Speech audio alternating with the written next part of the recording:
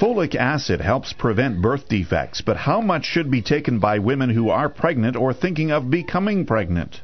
I know it's important, but I don't know how much. I thought it was 3 milligrams, but I understand that it's 1. I'm not sure how much they should take, but I do know you need to start before you get pregnant.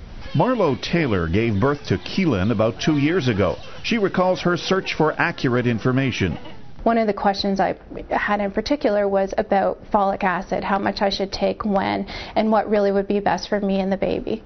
Most women know the role folic acid plays in preventing birth defects, but Dr. Christine Dursko, an obstetrician gynecologist at St. Michael's Hospital in Toronto, says they're not sure how much should be taken and when. Folic acid has been shown to reduce birth defects, particularly spina bifida.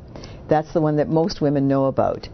For most of my patients, therefore, I recommend an amount of 0.4 to 1 milligram of folic acid be taken in addition to what they get in their diets. The Society of Obstetricians and Gynecologists of Canada advises women to increase intake of folic acid 12 weeks prior to conception. This is because the baby's neural tube begins to develop in the 3rd week, when a woman may not even know she's pregnant. Women should continue the supplement for at least 4 to 6 weeks after their pregnancy or for the duration of time that they're breastfeeding.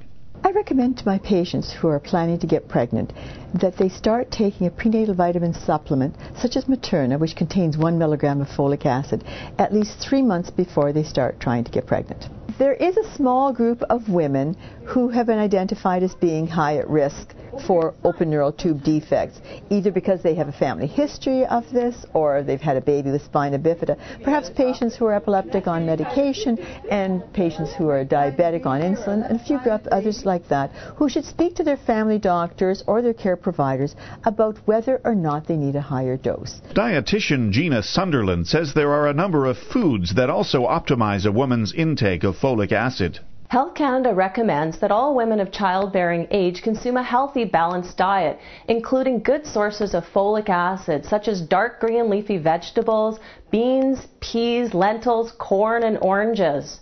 And, in spite of eating a very healthy diet and carefully selecting food choices, women are not able to consume enough folic acid to protect against neural tube defects.